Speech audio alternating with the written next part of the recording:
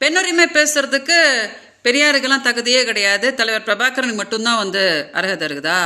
Okay சீமான், ஓ வழிக்கே வரேன்டா. என்னோட கேஸில் உன்னை வலசரவாக்கம் ஸ்டேஷனுக்கு வர வச்சுருந்தாங்க இல்லையா? நீ கூட உன் பொண்டாட்டி கூட வந்திருந்தீங்க. வெளியில் ப்ரெஸ் கேட்கும் போது கொள்ளையில் எத்தனை பெண்கள் இருக்கும்போது பழகிறதுக்கு இவ தான் கிடச்சாலாம் அப்படின்னு என் பொண்டாட்டி கேட்டா அப்படின்னு ஒரு மானங்கட்ட கெக்க அப்படின்னியே. இந்த மாதிரி ஒரு பெண்ணோட வாழ்க்கையை சீரழிச்சுட்டு இந்த மாதிரி ஒரு கேடுகட்ட பதிலை சொல்லு அப்படின்னு தலைவர் பிரபாகரன் உனக்கு சொன்னாங்களாடா? நீயே ஒரு சொறி நாயி, உன்னைய என்னை தொட விட்டது நான் பண்ண பெரிய தப்பு.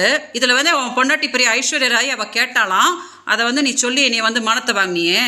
இப்படி தான் பண்ண சொல்லி தலைவர் பிரபாகரன் சொன்னாங்களா? அப்புறம் என்ன சொன்ன இன்னைக்கு பெரியார்? என்ன சொன்ன? நான் இருக்கும்போது என் பொண்டாட்டி இன்னொருத்தி கூட போகிறதோ தப்பு இல்லை அப்படின்னு பெரியார் சொன்னா அப்படின்னா, நீ தலைவர் பிரபாகரோட பையனா, உன் பொண்டாட்டி மருமக தானடா? நீங்கள் 2 பேரும் என்ன கேடுகட்ட வேலையாடா பண்ணிட்டு இருக்கிறீங்க? உன் பொண்டாட்டி என்னடா சொல்லிட்டு இருக்கா? நீ விஜயலட்சுமியை தவிர கொள்ளையில் எத்தனையோ பெண்கள் இருக்காங்க, அவங்க கூட போய் பழகு அப்படின்னு தானடா அவ சொல்லிட்டு இருக்கிறா. நீங்கள் 2 பேரும் இந்த மாதிரி ஒரு கேடுகட்ட போது எதுக்கடா பெரியார சொல்லிட்டு இருக்க? சீமான், என்னமோ சொடக்க போட்டு கூப்பிட்டு இருந்தியே, நான் ஒருத்தி போதுண்டா உனக்கு. நீ உண்மையான ஆம்பளையா இருந்தா தலைவர் பிரபாகர் மேலே சத்தியம் பண்ணி சொல்கிறா, நான் விஜயலட்சுமி வாழ்க்கையை சீரழிக்கவே இல்லை, நான் அவளோட புருஷன் கிடையாது, மாதம் 50,000 ரூபாய் கொடுக்குறா அப்படின்னு சொல்லி நான் அவளை துன்பப்படுத்தலை அப்படின்னு சத்தியம் பண்ணுறா. பார்க்கலாம். எதுக்கடா தமிழ்நாடு மக்களோட அப்படி ஏமாத்துற?